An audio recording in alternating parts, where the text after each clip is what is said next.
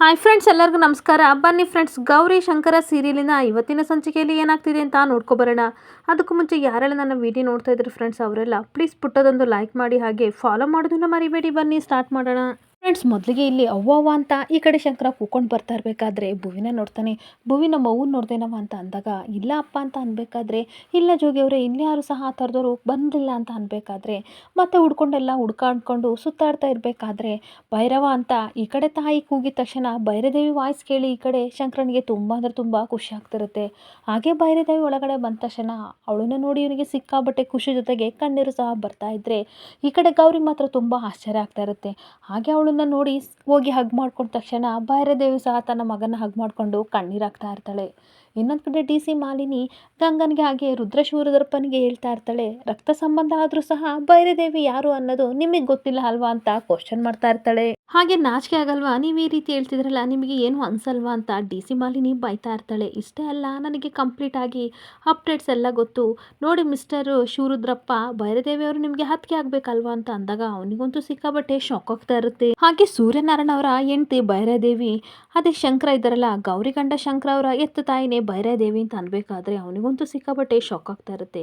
ಹಾಗೆ ಏನಪ್ಪ ರೌಡಿ ರುದ್ರವ್ರೆ, ನಿಮಗೂ ಸಹ ಭೈರದೇವಿ ಯಾರು ಅಂತ ಗೊತ್ತಿಲ್ಲ ಅಲ್ವಾ ಅಂತ ಅನ್ಬೇಕಾದ್ರೆ ಏನು ಮಾತಾಡದೆ ಡಿ ಸಿ ಮುಖ ನಾನು ನೋಡ್ತಾ ಇರ್ತೀನಿ. ಹಾಗೆ ಅದು ಇದು ಮೇಡಮರೇ ಅಂತ ಇರಬೇಕಾದ್ರೆ, ಬಾಯ್ ಮುಚ್ಚ್ರಿ, ಭೈರದೇವಿಯರು ನಿಮಗೆ ದೊಡ್ಡಮ್ಮಾಗಬೇಕಲ್ವಾ, ಅದೇ ಸತ್ಯ. ಹಾಗೆ ಇಲ್ಲಿ ನಿಂತಿದ್ದಾರಲ್ಲ ಅಡ್ವೊಕೇಟ್ ಗಂಗಾ ಅವರು, ಅವ್ರನ್ನ ಭೈರದೇವಿಯರು ಸೊಸೆ ಮಾಡ್ಕೋಬೇಕು ಅಂತ ಹೊರಟಿದ್ರು, ಪ್ರತಿಯೊಂದು ವಿಷಯನೂ ನನಗೆ ಗೊತ್ತು ಅಂತ ಅಂದಾಗ ಗಂಗಾ ಏನು ಮಾತಾಡೋಕ್ಕಾಗದೆ ಸೈಲೆಂಟ್ ಆಗಿ ನಿಂತ್ಕೊಬಿಡ್ತಾಳೆ.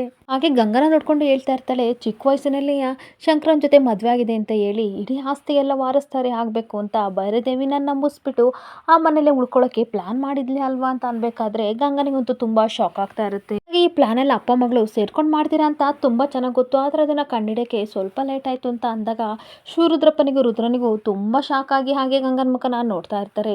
ಹಾಗೆ ಸತ್ಯ ಏನು ಅಂತ ಒಪ್ಕೋತಿರೋ ಗಂಗವ್ರೆ, ಅಥವಾ ಏನಾದರೂ ಸ್ಕ್ರೀನ್ ಪ್ಲೇನ ಚೇಂಜ್ ಮಾಡ್ತಿರೋ ಅಂತ ಕೇಳ್ತಾ ಇರ್ತಾಳೆ. ಹಾಗೆ ಇದೆಲ್ಲ ಯಾವಾಗ ಗೊತ್ತಾಯ್ತು, ಎಲ್ಲಿ ತಿಳ್ಕೊಂಡ್ರಿ ಅಂತ ಕೇಳ್ತಾ ಇರಬೇಕಾದ್ರೆ, ಅದೇ ಇದಾರಲ್ಲ ನಿಮ್ಮ ಬಲಗೈ ಬಂಟ, ಅಲ್ಲ ಸಾರಿ ಭೈರದೇವಿಯರ ಬಲಗೈ ಬಂಟ ದೇವು, ಅವರಿಂದ ಗೊತ್ತಾಯ್ತು ಅಂತ ಅಂದಾಗ ಇವಳಿಗಂತೂ ಸಿಕ್ಕಾಪಟ್ಟೆ ಶಾಕ್ ಆಗ್ತಾ ಇರುತ್ತೆ. ಹಾಗೆ ತುಂಬಾ ಆಶ್ಚರ್ಯದಿಂದ ದೇವು ಇನ್ನು ಬದುಕಿದಾನ ಅಂತ ಶಿವರುದ್ರಪ್ಪ ಕೇಳ್ತಾ ಇರಬೇಕಾದ್ರೆ, ಹೌದು ಅವ್ನು ಇನ್ನೂ ಬದುಕಿದಾನೆ, ಆದರೆ ಸತ್ಯ ಏನು ಅಂತ ಹೇಳಲಿಲ್ಲ.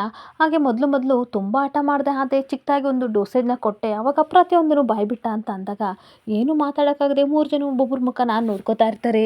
ಹಾಗೇನೊಂದು ಕಡೆ ಶಂಕರ ತನ್ನ ತಾಯಿನ ಹಗ್ ಮಾಡ್ಕೊಂಡು, ಅಲ್ಲ ಅವ್ವ ಎಲ್ಲಿಗೆ ಹೋಗಿದ್ದೆ, ನಮಗೆ ಹೇಳ್ದಲ್ಲೇ ಹೋಗಿದ್ದಲ್ಲ, ಎಲ್ಲಿ ಹೋಗಿದ್ದೆ ಎಷ್ಟು ದಿನ ಅಂತ ಅಂದಾಗ, ಹೋಗಿದ್ದೆ ಕಣಪ್ಪ, ತುಂಬ ದೂರ ಹೋಗಿದ್ದೆ, ಹಾಗೆ ಹೋಗ್ತಾ ಹೋಗ್ತಾ ಹಿಮಾಲಯಕ್ಕೆ ಹೋಗಿದ್ದೆ, ನನಗೆ ಯಾರು ಬೇಡ ಏನು ಬೇಡ ಜೀವನನೇ ಬೇಡ ಅಂತ ಹೋಗಿದ್ದೆ, ಆದರೆ ಅಲ್ಲಿಗೆ ಹೋದ್ಮೇಲೆ ದಿವ್ಯ ದರ್ಶನ ಆಯಿತು, ಜೀವನ ಅಂತ ಅಂದರೆ ನಾನು ಇಷ್ಟಪಟ್ಟಂಗೆ ಬದುಕೋದಲ್ಲ ಅಂತ ಜ್ಞಾನೋದಯ ಆಯಿತು. ಹಾಗೆ ಜೀವನ ಅಂತಂದರೆ ಯಾರು ನಮ್ಮನ್ನು ಇಷ್ಟಪಡ್ತಾರೆ ಅವ್ರ ಜೊತೆ ನಾವು ಬೆರಿಬೇಕು, ಅವ್ರು ಇಷ್ಟಪಟ್ಟಂಗೆ ನಾವಿರಬೇಕು, ಹಾಗೆ ಜನಸೇವೆ ಮಾಡಬೇಕು ಅಂತ ಜ್ಞಾನೋದಯ ಆಯಿತು. ಅದಕ್ಕೋಸ್ಕರ ನಾನು ಇಷ್ಟಪಟ್ಟವ್ರನ್ನ ತುಂಬ ಚೆನ್ನಾಗಿ ನೋಡ್ಕೋಬೇಕು ಅಂತ ಇಲ್ಲಿಗೆ ಬಂದಿದ್ದೀನಿ. ಈಗ ಹೇಳು ಭೈರವ, ನನ್ನ ತಪ್ಪನ್ನೆಲ್ಲ ಕ್ಷಮಿಸಿ ನಿನ್ನ ಜೊತೆ ಇರೋಕ್ಕೆ ಒಂದು ಅವಕಾಶ ಮಾಡಿಕೊಡ್ತೀಯ ಅಂತ ಕೇಳ್ತಾ ಇದ್ರೆ, ಈ ಕಡೆ ಶಂಕರನಿಗೆ ತುಂಬ ಆಶ್ಚರ್ಯ ಆಗ್ತಾ ಇರುತ್ತೆ. ಹಾಗೆ ಗೌರಿ ಮುಖ ನೋಡಿಕೊಂಡು, ನಿಮ್ಗಳ ಜೊತೆ ನಾನು ಬೆರಿಬೇಕು ಅಂತ ಅಂದ್ಕೊಂಡಿದ್ದೀನಿ, ಅದಕ್ಕೊಂದು ಅವಕಾಶ ಮಾಡ್ಕೊಡ್ತೀಯ ಗೌರಿ ಅಂತ ಅನ್ಬೇಕಾದ್ರೆ ತುಂಬ ಆಶ್ಚರ್ಯದಿಂದ ಗೌರಿ ಭೈರದೇವಿ ಮುಖ ನಾನು ನೋಡ್ತಾ ಇರ್ತಾಳೆ. ಹಾಗೆ ಕೈ ಮುಗಿದು ಕೇಳ್ತಿರ್ಬೇಕಾದ್ರೆ, ಈ ರೀತಿ ಎಲ್ಲ ಕೈ ಮುಗಿಬಿಡವ್ವ, ನೀನು ನನ್ನ ದೇವರು ಯಾವತ್ತಾದರೂ ಭಕ್ತಾದಿಗಳಿಗೆ ಕೈ ಮುಗಿತಾರೆ ಹೇಳು ಅಂತ ಅನ್ಬೇಕಾದ್ರೆ ಗೌರಿನೂ ಸಹ ಹೇಳ್ತಾ ಇರ್ತಾಳೆ, ನೋಡಿ ಅತ್ತೆ, ಈ ಥರ ಎಲ್ಲ ಮಾಡಬೇಡಿ, ತುಂಬ ಚಿಕ್ಕವರು ನಾವು, ನಮ್ಮ ಎದುರುಗಡೆ ಈ ರೀತಿ ಕೈ ಮುಗಿಬೇಡಿ ಅಂತ ಹೇಳ್ತಾ ಇರಬೇಕಾದ್ರೆ ಶಂಕರನ್ ಸಹ, ಹೌದವ್ವ ನೀನು ಬಂದಿರೋದೇ ನಮಗೆ ದೊಡ್ಡ ಖುಷಿ, ನೀನಿಲ್ಲ ಅಂತ ತುಂಬ ವ್ಯಥ ಪಡ್ತಾ ಇದ್ವಿ, ಇವಾಗ ನಾನು ಬಂದಿದೆಯಲ್ವಾ ಅದಕ್ಕಿಂತ ದೊಡ್ಡ ಖುಷಿ ಇನ್ನೇನಿದೆ ಅಂತ ತನ್ನ ತಾಯಿನ ಮತ್ತೆ ಹಗ್ ಮಾಡ್ಕೋತಾ ಇರ್ತಾನೆ. ಹಾಗೇನೊಂದು ಕಡೆ ಮೂರು ಜನ ಬೆಪ್ಪಾಗಿ ನಿಂತಿರ್ಬೇಕಾದ್ರೆ ಡಿ ಸಿ ಮಾಲಿನಿ ಮಾತ್ರ ಅವಳೊಳಗೆ ನಗಾಡ್ತಾ ಇರ್ತಾಳೆ. ಹಾಗೆ ಶಿವರುದ್ರಪ್ಪ ರುದ್ರನಿಗೆ ಹೇಳ್ತಾ ಇರ್ತಾನೆ, ನೋಡಿದೆಲ್ಲ ರುದ್ರ, ಈ ಗಂಗಾ ಎಂಥ ದೊಡ್ಡ ವಿಷಯನ ನಮ್ಮಿಂದ ಮುಚ್ಚಿಟ್ಟಿದ್ದಾಳೆ ಅಂತ ಅಂದಾಗ ನನಗೂ ಇವಾಗಲೇ ಗೊತ್ತಾಗಿದ್ದು ಕಣಪ್ಪ ಅಂತ ಪಿಸು ಪಿಸು ಮಾತಾಡ್ತಿರ್ಬೇಕಾದ್ರೆ ಇನ್ನೊಂದು ಕಡೆ ಡಿ ಸಿ ಮಾಲಿನಿ ನಗಾಡ್ಕೊಂಡು ಹೇಳ್ತಾ ಇರ್ತಾಳೆ, ಯಾಕೆ ಗಂಗಾ ಶಾಕ್ ಆಗಿ ನಿಂತಿದೆಯಲ್ಲ, ಇಷ್ಟು ಚಿಕ್ಕ ಚಿಕ್ಕ ಖುಷಿಗೆಲ್ಲ ಶಾಕ್ ಮಾಡಿಕೊಂಡ್ರೆ ದೊಡ್ಡ ಫಿಲಮ್ನೇ ತೋರಿಸ್ತೀನಿ, ಅದರಲ್ಲೂ ಇವರಿಬ್ಬರು ಇದ್ದೀರಲ್ಲ, ರುದ್ರ ಮತ್ತು ಶಿವರುದ್ರ ಇಬ್ಬರು ಚಿಟ್ಟು ಪುಟ್ಟು ಥರ ಯಾವಾಗಲೂ ಜೊತೆಗಿರ್ತಾರೆ, ಭೈರದೇವಿ ಮೇಲೆ ಅಟ್ಯಾಕ್ ಮಾಡಿದ್ದು, ಹಾಗೆ ಕೌಂಟರ್ ಅಟ್ಯಾಕ್ ಮಾಡಿದ್ದು, ಹಾಗೆ ಅದನ್ನು ಎನ್ಕೌಂಟರ್ ರೀತಿ ನೀವು ಮಾಡಿದ್ದು ಎಲ್ಲ ಪ್ರತಿಯೊಂದು ಸಹ ನನ್ನ ಹತ್ರ ಅಪ್ಡೇಟ್ ಇದೆ ಅಂತ ಹೇಳ್ತಿರ್ಬೇಕಾದ್ರೆ ಏನು ಮಾತಾಡೋಕ್ಕಾಗದೆ ಮೂರು ಜನ ಬಿಕ್ಕ ಬಿಕ್ಕಿಯಾಗಿ ನಿಂತ್ಕೊಂಡು ನೋಡ್ತಾ ಇರ್ತಾರೆ. ಹಾಗೆ ಆ ವಿಚಾರಕ್ಕೋಸ್ಕರ ಶಂಕರ ತನ್ನ ಮೇಲೆ ಹೇಳ್ಕೊಂಡು ಜೈಲಿಗೆ ಹೋಗಿದ್ದು, ಅದಲ್ಲದೆ ನಿಮ್ಮ ಸ್ವಂತ ಅಣ್ಣ ಭೈರದೇವಿಯರ ಗಂಡ ಸತ್ಯನಾರಾಯಣ ಅವರನ್ನ ನೀವು ಶೂಟ್ ಮಾಡಿದ್ದು, ಆ ವಿಚಾರಕ್ಕೋಸ್ಕರ ಭೈರದೇವಿ ಜೈಲಿಗೆ ಹೋಗಿದ್ದು, ಪ್ರತಿಯೊಂದು ವಿಷಯನೂ ಸಹ ಪಿನ್ ಟು ಪಾಯಿಂಟ್ ನನಗೆ ಗೊತ್ತಿದೆ ಅಂತ ಅನ್ಬೇಕಾದ್ರೆ ರುದ್ರ ಮತ್ತು ಶಿವರುದ್ರಪ್ಪನಿಗೆ ಶಾಕ್ ಮೇಲೆ ಶಾಕ್ ಆಗ್ತಲೇ ಇರುತ್ತೆ. ಒರೆ ವಾ, ಇಷ್ಟೆಲ್ಲ ನೀವು ಇಟ್ಕೊಂಡು ರಿಯಾಲಿಟಿನ ಇಟ್ಕೊಂಡು ಬೈರದೇವಿ ಅಂತ ಅಂದರೆ ಯಾರು ಅಂತ ಗೊತ್ತಿಲ್ಲ ಅಂತ ಅಂದ್ಕೊಂಡು ಈ ರೀತಿ ಮಾತಾಡ್ತಿದ್ದೀರಲ್ಲ, ನನ್ನನ್ನೇ ದಡ್ಡಿ ಅಂತ ಅಂದ್ಕೊಂಡಿದ್ದೀರಾ ಅಂತ ಕಿರ್ಚಾಡ್ತಾ ಇರ್ತಾಳೆ. ಹಾಗೆ ನಾನು ಡಿ ಸಿ ಮಾಲಿನಿ ಹಿಯರ್ ಇಲ್ಲಿರೋದು ಅಂಥದ್ರಲ್ಲಿ ನೀವು ನನಗೆ ಚಳ್ಳೆ ಹಣ್ಣು ತಿನ್ಸಕ್ಕೆ ಬರ್ತಿರಲ್ಲ, ನೀವು ಚಾಪೆ ಕೆಳಗೆ ನುಸಿದ್ರೆ ನಾನು ರಂಗೋಲಿ ಕೆಳಗಡೆ ನುಸಿತೀನಿ. ಕಾಲ ಇಟ್ಕೋದಲ್ಲಿ ನಾವು ಈ ಕಾಲದಲ್ಲಿ ವಿಡಿಯೋನ ಹುಡುಕ್ತಿದ್ದೀವಿ, ಅಂಥದ್ರಲ್ಲಿ ನಿಮ್ಮ ಸಣ್ಣ ತಪ್ಪುಗಳನ್ನು ನಾನು ಹುಡ್ಕಲ್ವಾ ಅಂತ ಹೇಳ್ತಾ ಇರ್ತಾಳೆ. ಹಾಗೆ ನಿಮ್ಮ ಮನಸ್ಸಲ್ಲಿ ಏನು ಓಡ್ತಿದೆ ಅಂತ 5 ನಿಮಿಷದಲ್ಲಿ ನಾನು ಹೇಳ್ಬಿಡ್ತೀನಿ ಅಂತ ಅನ್ಬೇಕಾದ್ರೆ ಶಾಕ್ ಆಗಿ ಈ ಕಡೆ ರುದ್ರ ಹೇಳ್ತಾ ಇರ್ತಾನೆ, ದಯವಿಟ್ಟು ನಮ್ಮನ್ನ ಕ್ಷಮಿಸಿ, ನಿಮ್ಮ ಕೆಪಾಸಿಟಿ ಏನು ಅಂತ ಗೊತ್ತಿಲ್ಲದಲ್ಲೇ ಏನೇನೋ ಸುಳ್ಳು ಹೇಳ್ಬಿಟ್ಟು ಮೇಡಮರೇ ಅಂತ ರಿಕ್ವೆಸ್ಟ್ ಮಾಡ್ಕೋತಾ ಇರ್ತಾನೆ. ಮೇಡಮರೇ, ನೀವು ನಮ್ಮ ಜಾತಕನೇ ಹೇಳ್ಬಿಟ್ರಿ, ಇನ್ನೇನಿದ್ರು ಜಾತಕ ಬರೆಯೋ ಬ್ರಹ್ಮ ಆಗ್ಬಿಡಿ, ನಾವು ನಿಮ್ಮ ಸೇವೆ ಮಾಡ್ಕೊಂಡು ದೇವಸ್ಥಾನ ಕಟ್ಕೊಂಡು ನಿಮ್ಮ ಜೊತೆನೇ ಸೇವೆ ಮಾಡ್ಕೊಂಡು ಇದ್ಬಿಡ್ತೀವಿ ಅಂತ ರುದ್ರ ಹೇಳ್ತಾ ಇರ್ತಾನೆ. ನೀವು ಹೇಳಿದ ಕೆಲಸ ಮಾಡಿಕೊಂಡು ನಿಮ್ಮ ಸೇವೆ ಮಾಡ್ಕೊಂಡಿರ್ತೀವಿ, ದಯವಿಟ್ಟು ಆ ಭೈರದೇವಿಯವರು ಎಲೆಕ್ಷನಿಗೆ ನಿಂತ್ಕೊಳ್ದಂಗೆ ಮಾಡಿಬಿಡಿ ಮೇಡಮರೇ, ಇದೊಂದು ಸಹಾಯ ಮಾಡಿ ಅಂತ ಅಂದಾಗ ಶಿವರುದ್ರಪ್ಪನೂ ಸಹ ಶಂಕರ ಅಂತೂ ಖಂಡಿತ ನಿಂತ್ಕೊಳ್ಳಲ್ಲ, ದಯವಿಟ್ಟು ಆ ಭೈರದೇವಿ ಎಲೆಕ್ಷನ್ಗೆ ನಿಂತ್ಕೊಳ್ದಂಗೆ ಮಾಡಿ, ನೀವು ಹೇಳ್ದಂಗೆ ಮಾಡ್ತೀವಿ ಅಂತ ರಿಕ್ವೆಸ್ಟ್ ಮಾಡ್ತಿರ್ಬೇಕಾದ್ರೆ ಡಿ ಸಿ ಮಾಲಿನಿ ನಗಾಡ್ತಾ ಇರ್ತಾಳೆ. ಅದೇಗಾಗುತ್ತೆ ಜೂನಿಯರ್ ಆ್ಯಂಡ್ ಸೀನಿಯರ್, ಇದು ಪ್ರಜಾಪ್ರಭುತ್ವ, ಎಲೆಕ್ಷನ್ ಬಗ್ಗೆ ಯಾರಿಗೆ ಗೊತ್ತು ಅವರೆಲ್ಲರೂ ಸಹ ಈ ಥರ ಎಲೆಕ್ಷನ್ಗೆ ನಿಂತ್ಕೋಬೋದು, ಅದನ್ನು ನಾವು ಏನೂ ಮಾಡೋಕ್ಕಾಗಲ್ಲ. ಒಬ್ಬ ಭಿಕ್ಷಕನಿಗೂ ಸಹ ಎಲೆಕ್ಷನ್ ಬಗ್ಗೆ ಸರಿಯಾಗಿ ಕಾನೂನು ಗೊತ್ತಿದ್ದರೆ ಅವರು ಎಲೆಕ್ಷನ್ಗೆ ನಿಂತ್ಕೊಳ್ಳೋ ಹಕ್ಕಿದೆ ಅಂತ ಅನ್ಬೇಕಾದ್ರೆ ಏನು ಮಾತಾಡದೆ ಡಿ ಸಿ ಮುಖನ ನೋಡ್ತಾ ಇರ್ತಾರೆ. ಹಾಗೆ ಅವ್ರ ಪಾಡಿಗೆ ಅವ್ರನ್ನ ಇಲ್ಲಿ, ನಿಮ್ಮ ಪಾಡಿಗೆ ನೀವಿಲ್ಲಿ ಕೆಲಸ ಕಾರ್ಯಗಳೆಲ್ಲ ಮಾಡಲಿ, ಎದುರು ನಿಂತು ಧೈರ್ಯವಾಗಿ ತಾಕತ್ತಿಗೆ ಗೆದ್ದು ಬಂದು ತೋರಿಸಿ, ಯಾಕೆ ನಿಮಗೆ ಧೈರ್ಯವಿಲ್ಲ ಅಂತ ಅನ್ಬೇಕಾದ್ರೆ ಖಂಡಿತ ಸಾಧ್ಯ ಇಲ್ಲ ಮೇಡಮರೇ ಅಂತ ಶಿವರುದ್ರಪ್ಪ ಹೇಳ್ತಾ ಇರ್ತಾನೆ. ಖಂಡಿತ ಆಗಲ್ಲ, ಅವಮ್ಮ ಒಂಥರ ಬೆಂಕಿ ಇದ್ದಂಗೆ, ನಾವೇನಾದರೂ ಹತ್ರ ಹೋದರೆ ಬೆಂಕಿ ಚೆಂಡೆ ಎಸ್ಬಿಡ್ತಾಳೆ, ಖಂಡಿತ ನಾವು ಅವಳ ವಿರುದ್ಧ ನಿಂತ್ಕೊಂಡು ಗೆಲ್ಲಕ್ಕಾಗಲ್ಲ, ಹಾಲಲ್ಲಾದರೂ ಹಾಕಿ ನೀರಲ್ಲಾದರೂ ಹಾಕಿ ನಿಮ್ಮ ಕೈಗೆ ನಮ್ಮ ಜೀವನನೇ ಅರ್ಪಿಸಿದ್ದೀವಿ, ಏನಾದರೂ ಮಾಡಿ ಅಂತ ಅಲ್ಲಿಂದ ಮೂವರು ಹೊರಟೋಗ್ತಾ ಇರ್ತಾರೆ. ಹಾಗೇನಂತ ಕಡೆ ಶಂಕರ ಮನೆ ಮುಂದೆ ತುಂಬ ಜನ ಸೇರ್ಕೊಂಡಿರ್ಬೇಕಾದ್ರೆ ಆ ಕಡೆಯಿಂದ ಕೋಡಿ ಚುರುಮುರಿ ಮನೆ ಒಳಗಡೆ ಬರ್ತಾ ಇರ್ತಾರೆ.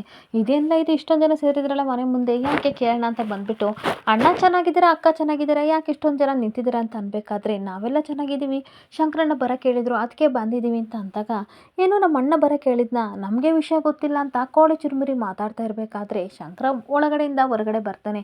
ಬಂದು ಎಲ್ಲರಿಗೂ ನಮಸ್ಕಾರ ಅಂತ ಅಂದ್ಬಿಟ್ಟು ಅವ್ವ ಅಂತ ಅಂದಾಗ ಈ ಕಡೆ ಭೈರದೇವಿ ಎಂಟ್ರಿ ಕೊಡ್ತಾ ಇರ್ತಾಳೆ. ಭೈರದೇವಿನ ನೋಡಿ ಊರವ್ರಿಗೆಲ್ಲರಿಗೂ ತುಂಬ ಆಶ್ಚರ್ಯ ಜೊತೆ ಖುಷಿ ಆಗ್ತಿರ್ಬೇಕಾದ್ರೆ ಭೈರದೇವಿ ಎಲ್ಲರಿಗೂ ನಮಸ್ಕಾರ ಮಾಡ್ತಾ ಇದ್ರೆ ನಮಸ್ಕಾರ ಅವರೇ ಅಂತ ಇವರು ಸಹ ಮಾಡ್ತಾ ಇರ್ತಾರೆ. ಹಾಗೆ ಎಲ್ಲ ಜನಗಳಿಗೆ ಶಂಕರ ಹೇಳ್ತಾ ಇರ್ತಾನೆ, ನೀವೆಲ್ಲರೂ ಆಗಲೇ ಒತ್ತಾಯ ಮಾಡ್ತಿದ್ರಲ್ವ ಎಲೆಕ್ಷನ್ಗೆ ನಿಂತ್ಕೊಳ್ಳಿ ಅಂತ, ಇವಾಗಲೇ ಹೇಳ್ತೀನಿ ನನಗೆ ಆಸಕ್ತಿ ಆಗಲಿ ಅರ್ಹತೆ ಖಂಡಿತ ಇಲ್ಲ, ಆದರೆ ನಮ್ಮ ಇಡೀ ಜಿಲ್ಲೆಗೆ ಒಬ್ಬ ಒಳ್ಳೆ ಅಧಿಕಾರಿ ಬೇಕು, ಹಾಗೆ ನ್ಯಾಯ ಕೊಡೋ ತೀರ್ಪು ಕೊಡೋ ಒಳ್ಳೆ ಅಧಿಕಾರಿ ಬೇಕು, ಊರನ್ನ ಚೆನ್ನಾಗಿ ಇಟ್ಕೋಬೇಕು, ಅಂಥದ್ದಕ್ಕೆಲ್ಲ ನಮ್ಮ ಅವ್ವನೇ ಸರಿಯಾದ ವ್ಯಕ್ತಿ ಅಂತ ನಾನು ಅಂದ್ಕೊಂಡಿದ್ದೀನಿ ಅಂತ ಅಂದಾಗ ತುಂಬ ಆಶ್ಚರ್ಯದಿಂದ ತನ್ನ ಮಗನ ಮುಖನ ಭೈರದೇವಿ ನೋಡ್ತಾ ಇರ್ತಾಳೆ. ಹಾಗೆ ನಮ್ಮ ಊರು ಉದ್ಧಾರ ಮಾಡೋಕ್ಕೆ ನಮ್ಮ ಅವ್ವನೇ ಸರಿಯಾದ ವ್ಯಕ್ತಿ ಅಂತ ನಾನು ಅಂದ್ಕೊಂಡಿದ್ದೀನಿ, ದಯವಿಟ್ಟು ನಮ್ಮ ಅವ್ವನಿಗೆ ಓಟ್ ಹಾಕಿ ಅಂತ ಕೈ ಮುಗಿದು ಕೇಳ್ತಾ ಇರಬೇಕಾದ್ರೆ, ನೀವು ಯಾಕೆ ಇಷ್ಟೊಂಥರ ಬೇಡ್ಕೋತೀರಾ, ಅವ್ವರೇ ನಿಂತಿದ್ಮೇಲೆ ಖಂಡಿತ ಅವರಿಗೆ ಓಟ್ ಮಾಡ್ತೀವಿ, ಈ ಸಲ ಶಿವರುದ್ರಪ್ಪನಿಗೆ ಚಂಪೆ ಅಂತ ಅಂದ್ಬಿಟ್ಟು ಭೈರದೇವಿ ಅಮ್ಮವ್ರಿಗೆ ಜೈ ಜೈ ಅಂತ ಜೈಕಾರ ಆಗ್ತಾ ಇರಬೇಕಾದ್ರೆ ಅಲ್ಲಿರೋ ಹೆಂಗಸರು ಹೇಳ್ತಾ ಇರ್ತಾರೆ, ನೋಡಿ ಅಮ್ಮರೇ ನೀವೆಲ್ಲೂ ಬರಬೇಡಿ, ನಿಮ್ಮ ಪರ ನಾವು ಎಲ್ಲ ಜೊತೆ ಮಾತಾಡಿ ನಿಮ್ಮನ್ನೇ ಗೆಲ್ಲಿಸ್ತೀವಿ, ನೀವು ಮನೇಲಿ ಕೂತ್ಕೊಳ್ಳಿ ಅಂತ ಅಂದಾಗ, ಹೌದು ನಮ್ಮ ಕ್ಷೇತ್ರನ ಉದ್ಧಾರ ಮಾಡೋಕ್ಕೆ ಬಂದಿರೋ ದೈವಿಕಳೆ ನಿಮ್ಮ ಮುಖದಲ್ಲಿದೆ, ಅಂದ್ಮೇಲೆ ಗೆಲ್ಲಿಸ್ತೀವಿ, ಆ ಶಿವರುದ್ರಪ್ಪ ಎಲ್ಲಿ ಗೆಲ್ತಾನೆ ಅಂತ ತುಂಬ ಟೆನ್ಷನ್ ಆಗಿತ್ತು, ಆದರೆ ಖಂಡಿತ ಇವಾಗ ನೀವೇ ಗೆಲ್ಲೋದು ಅಂದ್ಬಿಟ್ಟು ಮತ್ತೆ ಎಲ್ಲರೂ ಸಹ ಜೈಕಾರ ಆಗ್ತಾ ಇರ್ತಾರೆ. ಹಾಗೆ ಇನ್ನೊಂದು ಕಡೆ ಭೈರದೇವಿನ ನೋಡ್ಕೊಂಡು ಪಾರ್ವತಿ ಹೇಳ್ತಾ ಇರ್ತಾಳೆ, ನೋಡ್ದ ಮಾಡಬಾರ್ದು ತಪ್ಪು ಮಾಡಿ ಮನೆ ಬಿಟ್ಟು ಹೋಗಿಳೆ ಅಂತ ನಾವು ಅಂದ್ಕೊಂಡ್ರೆ ಇವಾಗ ಮತ್ತೆ ಮಾರಿ ಥರ ಬಂದಿದ್ದಾಳೆ ಅಂತ ಅಂದಾಗ, ಹೌದು ನಮ್ಮ ಜೀವನಕ್ಕೆ ಇವಳು ಯಾಕೆ ಬಂದ್ಲು ಅಂತ ಸುನಂದ ಬೈತಿರ್ಬೇಕಾದ್ರೆ, ಜನರಿಗೆಲ್ಲ ಅವಳು ದೇವರಾಗಲಿ, ಆದರೆ ನಾವು ಮಾತ್ರ ಯಾರು ಮಾತಾಡೋದು ಬೇಡ, ಹುಷಾರಾಗಿರೋಣ ಅಂತ ಇಬ್ಬರು ಮಾತಾಡ್ಕೊತಿರ್ಬೇಕಾದ್ರೆ ಜೈ ಮಹಾಕಾಳಿ ಅಂತ ಭೈರದೇವಿ ಕೂಗ್ತಾ ಇದ್ರೆ ಭೈರದೇವಿ ಅಮ್ಮನಿಗೆ ಜೈಕಾರ ಜೈಕಾರ ಅಂತ ಊರ ಜನ ಎಲ್ಲರೂ ಸಹ ಕೂಗ್ತಾ ಇರ್ತಾರೆ. ಹಾಗೆ ಒಂದು ಕಡೆ ಶಿವರುದ್ರಪ್ಪ ಮತ್ತು ರುದ್ರ ಮನೆಗೆ ಬಂದು ಎಣ್ಣೆ ಕುಡ್ಕೊಂಡು ಮಾತಾಡ್ತಾ ಇರ್ತಾರೆ. ಆಗ ರುದ್ರ ಹೇಳ್ತಾ ಇರ್ತಾನೆ, ಏನಪ್ಪಯ್ಯ ಇವಳು ನಮ್ಮ ಜನ್ಮನೇ ಜಾಲಾಡ್ಬಿಟ್ಲು, ಇವಳೇ ಸಾಮಾನ್ಯ ಹೆಂಗಸಲ್ಲ, ಅಲ್ಲ ನಾವು ಬರಿಗಣ್ಣಲ್ಲಿ ಕಾಳು ಎಷ್ಟವೆ ಅಂತ ನನಗೆ ಎಳ್ಸೋಕ್ಕಾಗ್ತಿಲ್ಲ, ಅಂಥದ್ರಲ್ಲಿ ನಮ್ಮ ಇಡೀ ಜಾತಕನೇ ಜಾಲಾಡ್ಬಿಟ್ಲಲ್ಲ, ಇವಳು ಬರೀ ಇಲ್ಲ ಬರೀ ಸಿಕ್ಕಾಬಟ್ಟೆ ಅಂದರೆ ಸಿಕ್ಕಾಬಟ್ಟೆ ತುಂಬ ಸ್ಟ್ರಾಂಗ್ ಇದ್ದಾಳೆ, ನಮ್ಮ ಜನ್ಮನೇ ಜಾಲಾಡ್ತಾಳೆ ಅಂತ ಹೇಳ್ತಾ ಇರ್ತಾನೆ. ಹಾಗೆ ಶಿವರುದ್ರಪ್ಪನು ಸಹ ಹೇಳ್ತಾ ಇರ್ತಾನೆ, ಇವಳು ಸರಿಯಾದಾವೆ, ಯಾರಾದರೂ ಡಿ ಸಿ ಆಫೀಸಿಗೆ ಹೋದರೆ ಸರಿಯಾದ ಯಾವ ರೀತಿ ಕಚ್ಕೊ ಬರೆಸ್ಕೊತಾರೆ, ಇವಳು ಸರಿಯಾಗಿದ್ದಾಳೆ, ತುಂಬ ಹುಷಾರಾಗಿರ್ಬೇಕು ಅಂತ ಹೇಳ್ತಾ ಇರ್ತಾನೆ. ಹಾಗೆ ರುದ್ರ ಮತ್ತೆ ಸಿಕ್ಕಾಬಟ್ಟೆ ಕುಡ್ಕೊಂಡು ಹೇಳ್ತಾ ಇರ್ತಾನೆ, ಈ ಅಮ್ಮ ಒಳ್ಳೆವಳೆ ಕೆಟ್ಟವಳು ಒಂದು ಗೊತ್ತಿಲ್ಲ ಅಂತ ಅಂದಾಗ ನನಗೂ ಅದೇ ತಲೆಗೆಡ್ತಿದೆ ಕಂಡ್ಲ, ಅಲ್ಲ ಖುಷಿ ಪಡಬೇಕೋ ದುಃಖ ಪಡಬೇಕೋ, ಇವಳು ಗೌರಿ ಅತ್ತೆ ಭೈರದೇವಿ ಅಂತ ಏನಾದರೂ ದುಃಖ ಪಡಬೇಕೋ ಅಥವಾ ನಮಗೇನಾದರೂ ಓಟ್ ಹಾಕಿಸ್ತಾಳೋ ಅಂತ ಖುಷಿ ಪಡಬೇಕೋ ಒಂದು ಗೊತ್ತಿಲ್ಲ ಕಂಡ್ಲ ಅಂತ ಅನ್ಬೇಕಾದ್ರೆ, ಏನೋ ಅಮ್ಮ ಹೇಳ್ದಂಗೆ ಮಾಡ್ಕೊಂಡು ಹೋಗೋಣ ಕುಡಿಯಪ್ಪ ಇವಾಗ ಅಂತ ಭದ್ರ ಹೇಳ್ತಾ ಇರ್ತಾನೆ. ಹಾಗೆ ರುದ್ರ ಏನು ಗೊತ್ತಾ, ಹಾಲಲ್ಲಾದರೂ ಹಾಕು ನೀರಲ್ಲಾದರೂ ಹಾಕ್ಲಿ ಅಂತ ನಾನು ಯಮ್ಮನ ನಂಬಿಟ್ಟು ಬಂದ್ಬಿಟ್ಟಿದ್ದೀನಿ. ಏನಾದರೂ ಮಾಡಲಿ ಅದೆಲ್ಲ ಹೋಗಲಿ, ಗಂಗಾ ಇದ್ದಾಳಲ್ಲ ಇವಳು ಬರೀ ಕಿಲಾಡಿ, ಭಾರಿ ಕಿಲಾಡಿ ಇದ್ದಾಳೆ, ಇವಳನ್ನ ನಂಬೋಕ್ಕಾಗಲ್ಲ. ಆ ದೇವು ಬೇರೆ ಇನ್ನೂ ಬದುಕಿದ್ದಾನಂತೆ.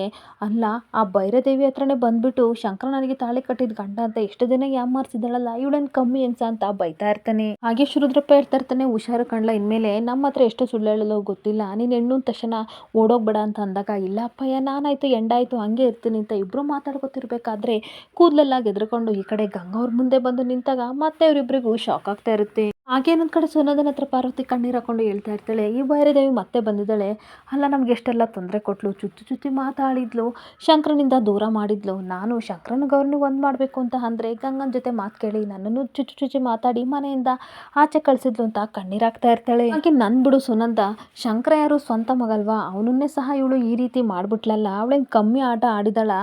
ಅಲ್ಲ, ಶಂಕರ ಸ್ವಂತ ಮಗ ಅಂತ ಗೊತ್ತಿದ್ರು ಗಂಗು ಜೊತೆ ಮದುವೆ ಮಾಡೋಕ್ಕೆ ಎಷ್ಟೆಲ್ಲ ನಾಟಕ ಮಾಡಿದ್ಲು ಅಂತ ಹೇಳ್ತಾ ಇರ್ತಾಳೆ. ಹಾಗೆ ಶಂಕರನ್ಗೆ ಎಷ್ಟು ಅವಮಾನ ಮಾಡಿದ್ರು ಸಹ ತಾಯಿ ಅಂತ ಅವನು ಒಪ್ಕೊಂಡು ಮನೆಗೆ ಸೇರಿಸಿದ್ದಾನೆ. ಆದರೆ ಈಗ ಗೌರಿ ಶಂಕರ ಒಂದಾಗಿದ್ದಾರೆ, ಮಗುನೂ ಒಂದಾಗಿದೆ, ಏನೋ ಅಚ್ಚುಕಟ್ಟಾಗಿ ಮನೇಲಿ ಇದ್ರೆ ಸಾಕಣವ ಅಂತ ಕಣ್ಣೀರಿಂದ ಹೇಳ್ತಾ ಇರ್ತಾಳೆ. ಹಾಗೆ ಭೈರದೇವಿ ಸೂತ್ಕುಚ್ಚಾಯ ಥರ ಮನೆಗೆ ಬಂದಿದ್ದಾಳೆ. ಆದರೆ ಶಂಕರ ಕಣ್ಣು ಮುಚ್ಕೊಂಡು ಅವಳನ್ನ ನಂಬ್ತಾ ಇದ್ದೇನೆ, ಇದನ್ನೆಲ್ಲ ನೋಡಿದರೆ ಶಾನ ನನಗೆ ದಿಗ್ಲಾಗ್ತೈತೆ ಅಂತ ಕಣ್ಣೀರು ಹಾಕೊಂಡು ಹೇಳ್ತಾ ಇರ್ತಾಳೆ.